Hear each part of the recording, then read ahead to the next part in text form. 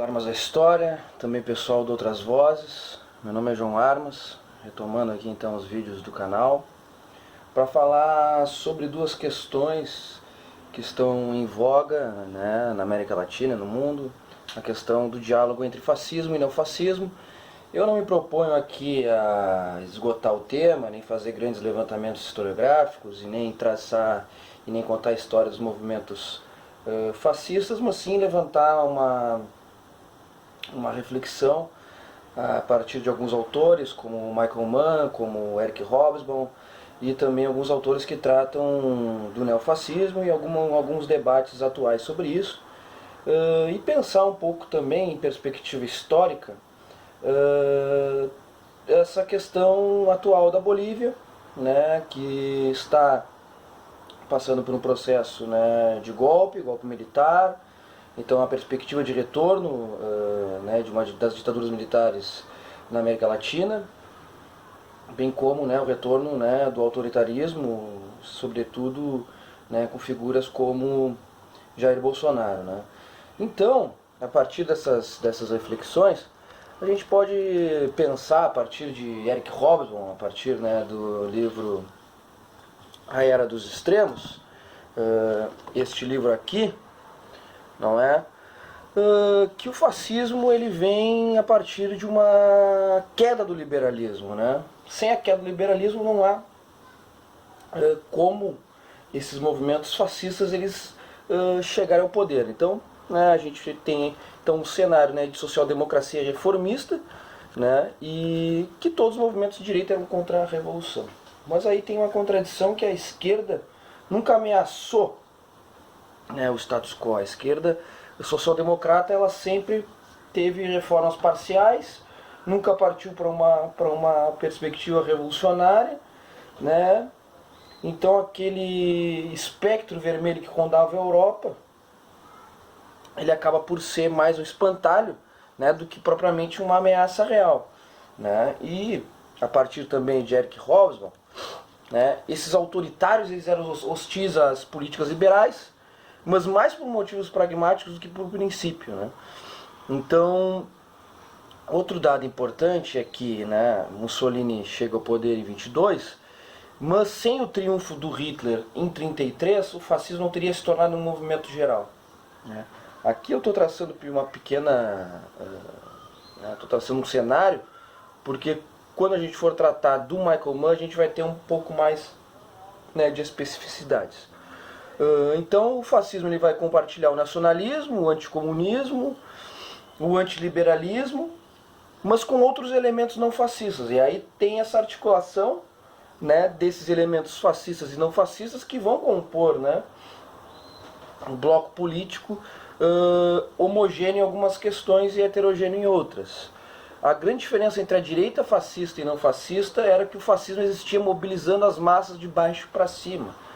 Ou seja, né, o fascismo era um movimento que parte de baixo para cima, né, a partir de um processo de convencimento das massas, um processo de mobilização, um processo de propaganda intensa, de formação ideológica intensa, sobretudo a partir de mídia, sobretudo a partir de imprensa, né? Então a gente pode traçar alguns paralelos, não é?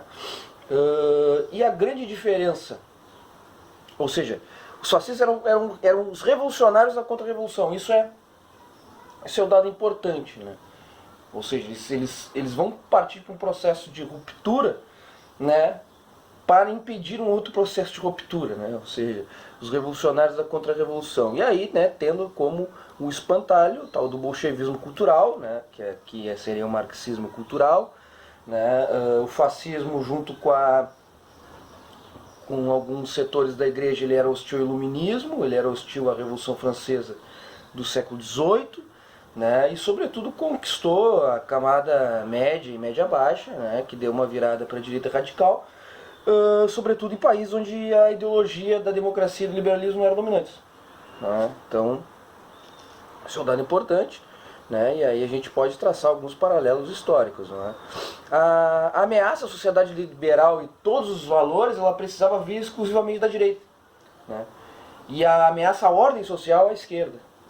Ou seja, o problema não era a manutenção da sociedade liberal e os seus valores, né? O problema era a ordem social que estaria ameaçada pelos movimentos, né, ou pelos partidos comunistas. Ou seja, é preferível manter a ordem social, ou seja, manter, né, o status quo, né, do que manter a sociedade liberal. Então, isso é fato quando a gente vê que o Hitler foi levado ao poder, né, por uma coalizão da direita tradicional, né, que depois ele vai suplantar. Não é? Então, passamos então para o Michael Mann, né, deste livro aqui, Fascistas. Ele também foi o autor do Império da Incoerência, que é um livro muito bom, ele é um sociólogo norte-americano. Então ele vai falar o quê, né? E aqui vamos entrar em uma discussão também, que vai estar também nesse vídeo aqui, sobre a possibilidade do fascismo se repetir no século XXI, ou o fascismo foi um movimento que ficou no século XX, não há mais as mesmas condições históricas para que esse movimento se repita no século XXI. Não é? Que é um debate que surgiu aí recentemente entre alguns cientistas políticos de que, ora, talvez não há um movimento neofascista, né? Mas isso a gente vai chegar lá. Ou seja, o que o Michael Mann compreende? Que o fascismo não é uma aberração e nem simplesmente é uma questão de mero interesse histórico. O fascismo ele tem sido parte essencial, embora predominantemente indesejável, da modernidade. Ou seja, o fascismo ele é parte constituinte da modernidade, do pensamento político moderno, e também parte constituinte, né, da ideologia, né, moderna. Né? Então, ele defende que sim, o fascismo pode se repetir no século XXI. Isso é, logo no início do livro ele já vai defender, ele vai encerrar o livro, né, defendendo isso. E uma perspectiva interessante, né, é que ele fala que devemos levar os fascistas a sério. Isso é um dado interessante. Embora quem são esses fascistas? Aí também a gente vai ter que dialogar um pouco nesse vídeo para pensar quem são os fascistas, o que é fascismo, né, como identificar, e é muito delicado também a gente começar a enxergar espantalhos fascistas em todos os cantos. Não é, mesmo que seja enquanto nós, enquanto cientistas, enquanto historiadores, sociólogos, o que for, nós temos que ter muito cuidado. Numa perspectiva de militância política, na perspectiva de agitação de massas, uma perspectiva, né, como partidos comunistas agem, até é desculpável, até é compreensível que se tem essa perspectiva de chamar o inimigo de fascista, porque há um caráter mobilizatório, há um caráter, digamos assim, belicoso no processo, né? Ou seja, né, de enfrentamento com o inimigo. Né? Como eles chamam a esquerda de comunistas, alguns comunistas chamam, né, a direita de fascistas. Mas é necessário ter cuidado, sobretudo quando a gente vai pensar, né, numa perspectiva um pouco mais científica, né, e conceitual. Então não dá para simplesmente ficar jogando os conceitos no ar. Mas o Michael Mann levanta 7 pontos aqui que são interessantíssimos e são válidos para essa nossa reflexão aqui. Que o primeiro ponto, o fascismo não foi apenas um aspecto marginal no desenvolvimento da sociedade moderna, ou seja, ele foi um aspecto central no desenvolvimento da sociedade. 2, o fascismo não foi um movimento apartado de outros movimentos modernos, ou seja, ele não surge como uma anomalia, ele é parte de um processo, ele é parte de movimentos que estão em curso. Né? A ideologia fascista ela deve ser levada a sério em seus próprios termos, não deve ser descartada por absurda, contraditória ou vaga.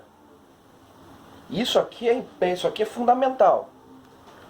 Não preciso traçar paralelos aqui, quem está assistindo o vídeo sabe muito bem, né, do que eu estou falando, ou seja, teorias contraditórias, absurdas ou vagas, né, que muitas vezes a gente toma, né, por esses adjetivos e muitas vezes não leva a sério, né, constituem movimentos políticos sólidos que impulsionam uma série de medidas, inclusive chegam ao poder político. Devemos levar a sério a base social dos movimentos fascistas, tentar ver que tipo de pessoas eram atraídas por eles. Ou seja, né, se tem a perspectiva de compreender que o movimento fascista era predominantemente constituído por pessoas né, desviadas, pessoas, né, que não teriam loucas, vamos dizer assim. Mas não, né, grande parte da base social dos movimentos fascistas. E aí quando eu estou falando de fascismo aqui, é o fascismo do século XXI, né, o fascismo, né, de 22, o fascismo de 33, o fascismo da Hungria, da Romênia, né, da Áustria, né, não eram atraídos pessoas, né, desviadas, pessoas translocadas. A teoria marxista fala que eram pessoas que estavam à margem da luta de classes, mas também muitos elementos proletários se aderiram ao fascismo. Então, aí está um desafio muito grande, né, de romper com esse preconceito, né, que se tem com o fascismo e passar a compreender ele de uma maneira mais científica, né, com a cabeça no lugar. É como a gente compreendeu os processos, né, do stalinismo, dos conflitos da guerra civil prolongada entre Stalin e Trotsky, todas aquelas confusões da União Soviética, né, que se parte do pressuposto de que Stalin era um monstro, Stalin era isso e aquilo, e fica por isso mesmo. Isso não agrega a compreensão histórica, isso não agrega ao debate, né, isso pelo contrário, né, isso macula, né, isso vai, né, complicar o debate, vai manchar o debate, né. Então a gente tem que compreender esses momentos, esses períodos mais, digamos assim, polêmicos da história, o Stalin, Lenin, Hitler, Mussolini, esses caras, né, dentro de um panorama do contexto histórico, de cada um, né, e trabalhar também com a perspectiva de história comparada, né, e comparar a atitude dessas figuras históricas comparadas com outras figuras históricas, por exemplo, né, qual era a política, né, dos Estados Unidos, da Inglaterra, né, dos países ocidentais liberais dentro daquele período, né, com suas colônias, né, com as minorias nacionais, enfim, né, para se ter, né, uma real compreensão, porque a partir do pressuposto de que, né, certas figuras históricas eram simplesmente monstros, não nos leva a compreender como que esses caras chegam ao poder, como que as coisas se desenvolvem da maneira que desenvolveram, né, que se desenvolveram, né.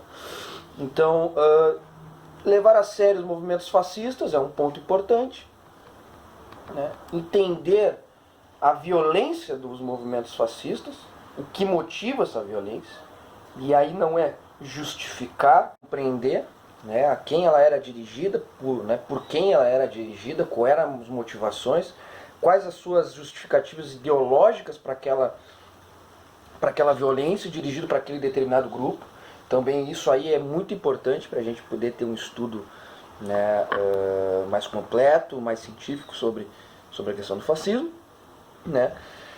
E o Michael Mann, ele se propõe a traçar 5 pontos. Esses pontos, claro, todos esses pontos que eu estou trazendo aqui são pontos extremamente, né, são apenas, são pontos mesmo, né. No livro o Michael Mann vai desenvolver um debate e tal, exemplificando, trazendo uma série de debates historiográficos, né? Mas o que esse vídeo aqui se propõe justamente é só levantar uma bola, só levantar um debate para que a gente possa, né, para quem está acompanhando aí, né, a situação brasileira, a situação, né, do mundo inteiro, esse avanço conservador, para a gente possa entender um pouco, né, e possa fazer esse debate acerca do fascismo, que é até um pouco delicado, porque muitas pessoas não conseguem ter uma compreensão. E eu também quero fugir um pouco do academicismo aqui, né, de estabelecer pontos e marcos e dizer, olha, tudo que está fora disso aqui não é fascismo, ou tudo que está dentro daqui é fascismo, mas apenas, né, trabalhar de uma maneira didática, né, para que a gente possa identificar certos pontos essenciais do fascismo. Então, né, quando o Michael Mann se propõe a fazer uma definição do fascismo, ele vai fazer 5 pontos, né, que são esses, olha, nacionalismo, estatismo, transcendência de conflitos, ou seja, compreender, né, de que esse movimento ele não é nem um movimento de direita nem de esquerda, ele é um movimento apolítico, ideológico, ele está acima da luta de classe, acima dos conflitos étnicos, ou seja, ele transcende, né, a sociedade liberal, né, as contradições da sociedade liberal, né, ele vem para transcender e resolver. O quarto ponto seria os expurgos, e o quinto ponto, paramilitarismo, né? Isso no fascismo, lógico, do século XX, sempre lembrando, né? A gente ainda não chegou no neofascismo. E o fascismo, ele tem o que o Michael Mann chama de gestação. Dificilmente o fascismo se cria sem crise econômica, militar, política e ideológica. Isso é uma questão muito importante para a gente compreender que não há fascismo sem essas crises, né? Também o Michael Moore vai falar, né, do macro lugar e dos meso lugares, ou seja, qual é o macro lugar, né, do fascismo na Europa? A Europa Central, Oriental e Meridional, né? Cada um desses lugares, na Europa Central, Oriental e Meridional, houveram governos autoritários de direita que pelo menos um de seus membros tinha influência do fascismo, ok? Ele também vai falar que Japão, África do Sul, Brasil, Bolívia e Argentina, e aí a gente pega, né, o período da década de 30, né, não tinham todos os valores do fascismo. Então ele não enquadra esses regimes dentro do espectro do fascismo. Isso é importante. E também ele ressalta que se na Europa o fascismo produziu um fenômeno de acabar com o movimento operário ou controlar o movimento operário, no Brasil e na Argentina o fascismo criou o movimento operário, o fascismo entre aspas, né? Ou, né, lógico que não define como fascismo, mas ele usa o termo fascismo, né? Porque esse movimento, esses governos de inspiração fascista, que não teriam todos os valores fascistas, criaram, por sua vez, um movimento operário. Aí é só a gente pensar no Getúlio quando ele, né, faz a CLT e tal, e questão do imposto sindical e toda essa série de coisas. E os mesolugares, os 5 países fascistas: Alemanha, Itália, Áustria, Hungria e Romênia, não é?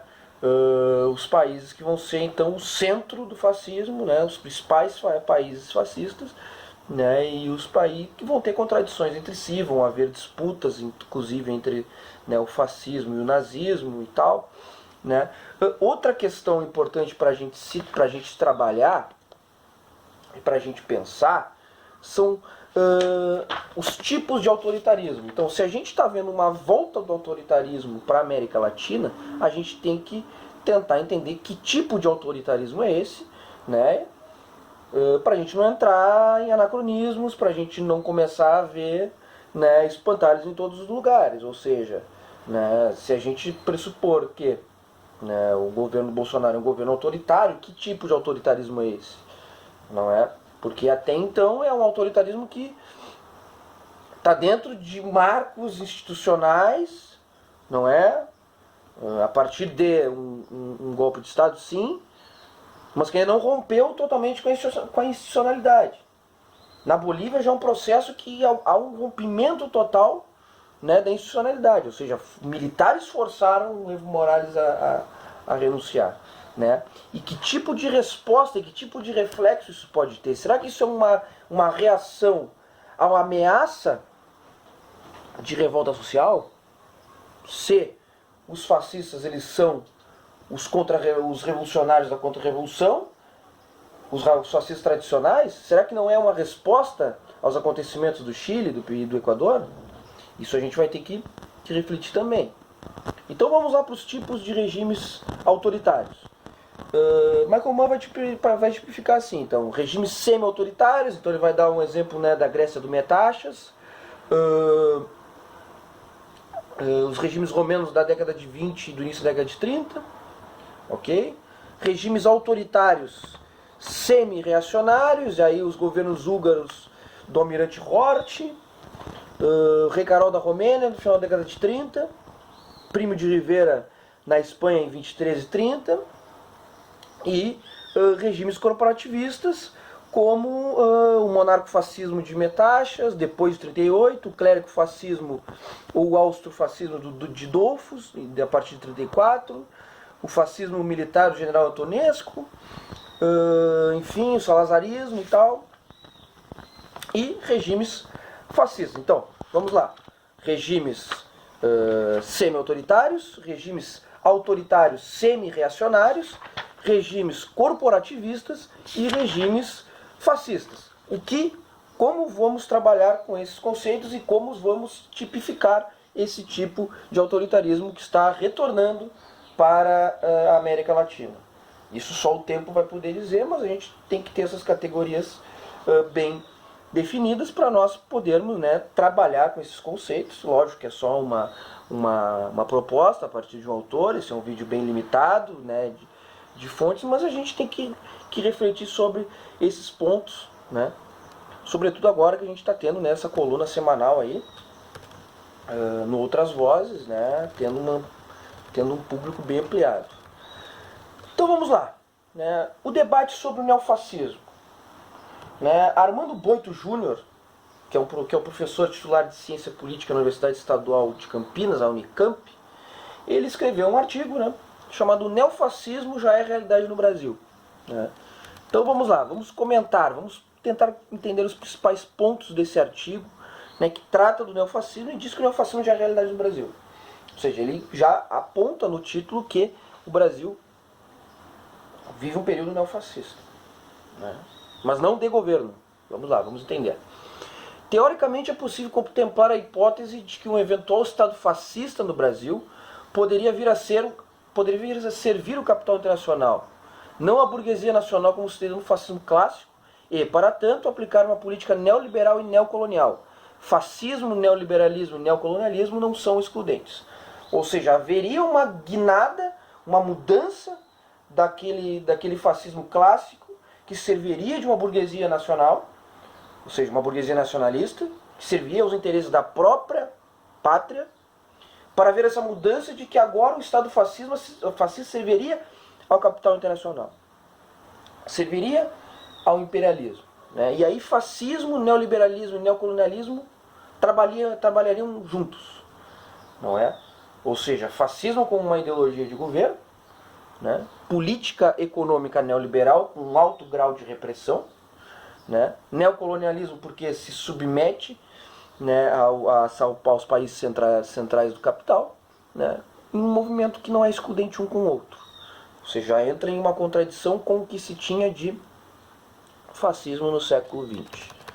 O fascismo é uma das formas ditatoriais do Estado capitalista, mas essa forma supõe a existência de uma ideologia, a ideologia fascista. E tal forma de Estado somente se torna realidade se houver um movimento social, um movimento fascista movido pela ideologia fascista que assuma a luta para a sua implantação. Ou seja, né, o fascismo ele é uma das formas possíveis de organização do Estado capitalista, né?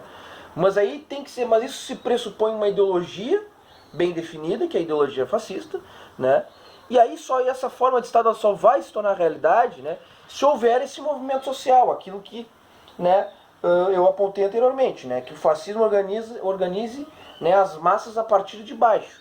E aí se configura uma ruptura com o Estado democrático de direito, né, com, né, o Estado liberal, né, clássico.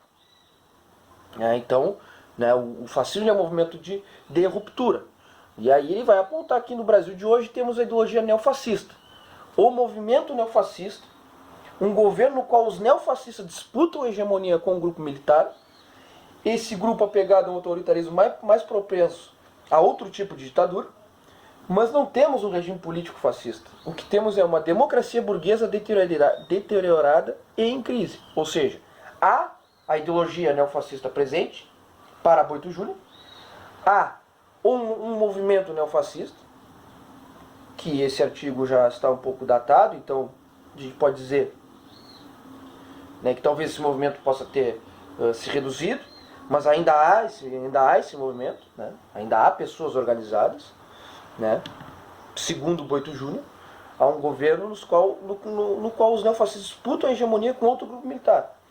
Ora, há uma disputa no seio do governo para Boito Júnior, com um grupo militar que prefere um outro tipo de regime autoritário. Um outro tipo de autoritarismo que não o regime fascista. E aí, qual desses regimes? Né? Qual das tipologias que Michael coloca? Aí nós temos que pensar e refletir. Mas não temos um regime político fascista. Ou seja, né, temos uma democracia burguesa deteriorada em crise. Né? Fruto de um rompimento, de um golpe de 2016, que aí as instituições, a burguesia tenta se rearticular para manter, né, as coisas dentro de um marco institucional. Isso é fato, Não é? Porque a burguesia depende, né, desse aparato em funcionamento. Então vamos lá. Nos dois casos, o fascismo clássico e o neofascismo brasileiro, o principal do processo político resulta dos conflitos entre frações da burguesia, grande capital versus médio capital, no primeiro caso, ou seja, no fascismo, a burguesia associada e capital internacional versus a burguesia interna, no segundo. E também a intervenção política massiva de uma classe social intermediária, a pequena burguesia no fascismo clássico e a classe média no neofascismo. Ou seja, existe, né, uma mudança de caráter entre um e outro para Boito Júnior. Então vamos aqui.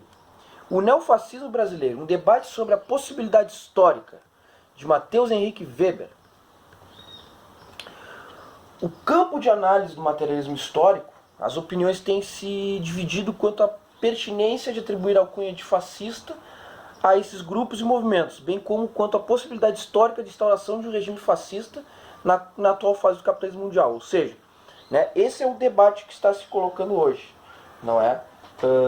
Será que esse movimento, né, do século XXI, essa ideologia do século XXI, ela pode ser caracterizada de fascista?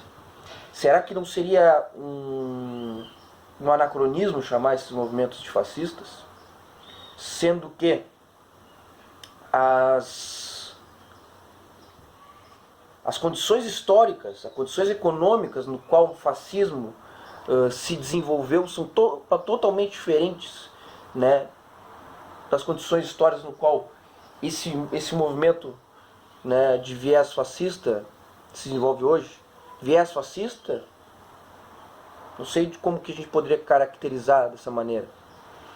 Há a possibilidade disso, da repetição histórica. A gente já viu que o Michael Mann defende que sim, né, o fascismo ele pode voltar no século XXI, ele pode acontecer de novo. Alguns autores defendem que não. Então vamos ver.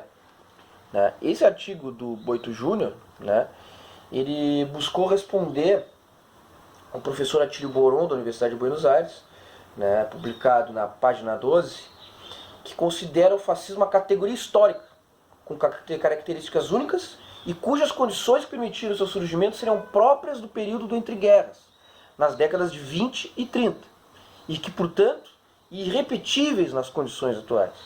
Ou seja, então a gente já tem, né, duas posições conflitantes. Né? Boito Júnior defende a ideia que o fascismo pode se repetir, sob com algumas diferenças elementares, e Atílio Boron defende que não, que é uma categoria histórica. Mas o que seria, né, como caracterizar esse movimento hoje? Então a gente teria que analisar as nossas condições históricas, né, e tentar resolver isso conceitualmente e dar um nome para esse movimento. Ok?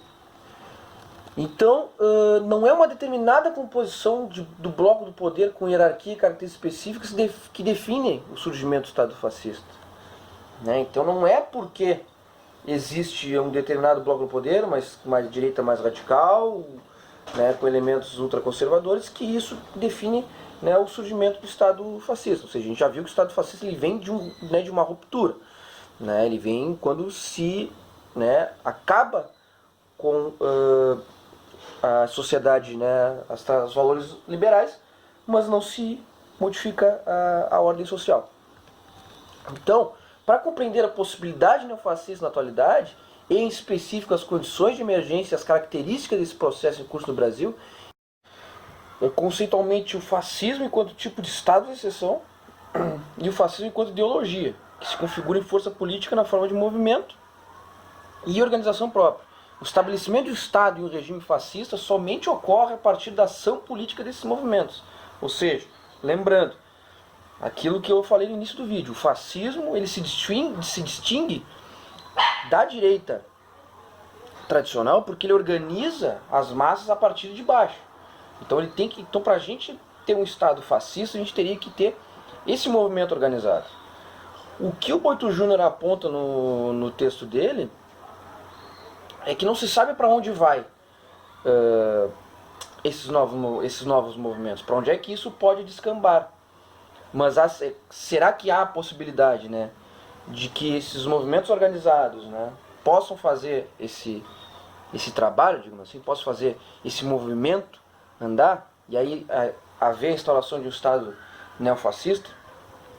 São essas peculiaridades e as dificuldades da gente poder enquadrar esses novos movimentos aí. Porque a gente não sabe para onde é que vão esses movimentos, né? E o processo está acontecendo, é um processo de enfraquecimento também desses movimentos, né? E a gente tem que parar também para analisar e tentar compreender de que maneira esses últimos acontecimentos da América Latina vão refletir, né, politicamente aqui no Brasil, né, dentro de uma perspectiva histórica, o que representa a soltura do Lula também, né? Então é delicado a gente começar a apontar e já direcionar, né, eu digo, né, de uma maneira cientificamente, né, enquanto historiador, apontar, né, para esse lado e dizer que é um governo, né, fascista ou neofascista, né, sem levar em conta, né, todas essas peculiaridades, todo esse problema, né, conceitual que se estabelece, ok? Então, a gente vai também analisar aqui uma entrevista do Ricardo Viel, que foi feita pelo Ricardo Viel, não é? Intitulado "O Bolsonarismo é o Neofascismo Adaptado ao Brasil do século XXI". Aí aqui também o autor que vai, né, defender que exista neofascismo no Brasil, não é? Ele abre a entrevista, né? Uma entrevista escrita, não é? Com a seguinte colocação: o discurso que tem sobre os movimentos sociais e políticos que se lhe opõem, sobre as mulheres, as minorias étnicas, a família, a nação, o Ocidente configura um neofascismo adaptado ao Brasil do século XXI. Né? Isso é uma frase do Manuel, que é o entrevistado, né? Uma frase do Manuel Loff, que ele é professor associado do Departamento de História e Estudos Políticos Internacionais da Universidade do Porto e pesquisador no Instituto de História Contemporânea da Universidade Nova de Lisboa. Universidade Nova de Lisboa, perdão.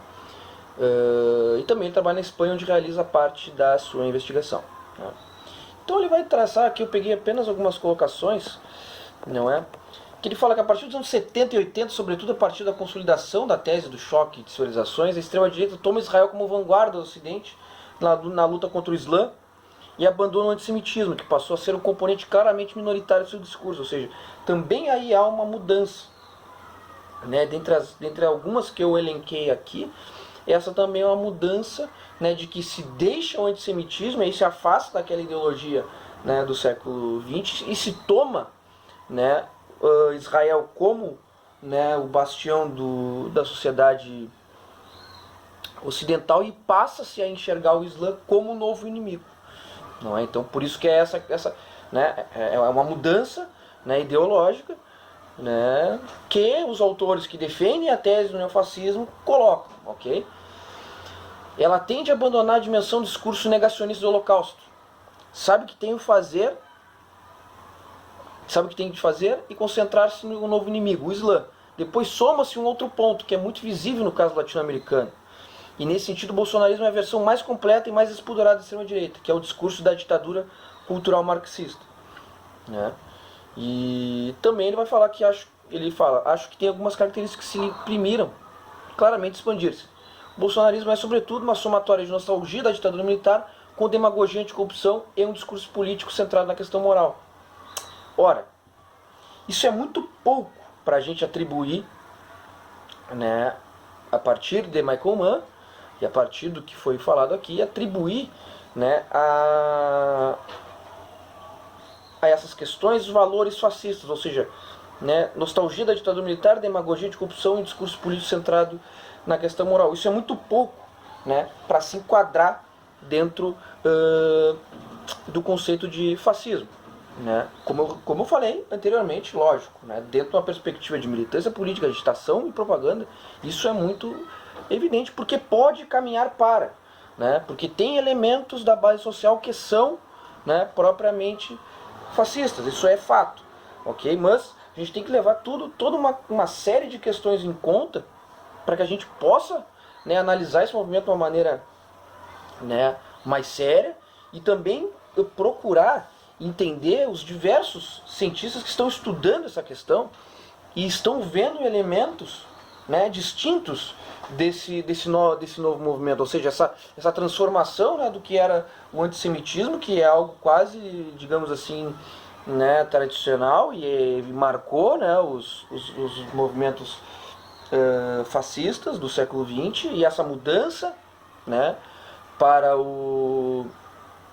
Israel, né, para a tomada de Israel, né, essa perspectiva do Islã enquanto inimigo comum, não é? Né? Um fortíssimo anticomunismo, aliado a um liberalismo econômico radical, não é? Então não é mais nacionalismo, né? E às vezes até um projeto político que prejudica a própria burguesia nacional, muito baseado nos estratos médios da sociedade. Então são coisas que a gente tem que levar em consideração quando a gente vai analisar esse movimento, analisar, né, os movimentos políticos conservadores, né, da extrema direita desse nascente século XXI. Então, ficamos por aqui hoje, um grande abraço, até mais. Dê um like aí e se inscreva no canal.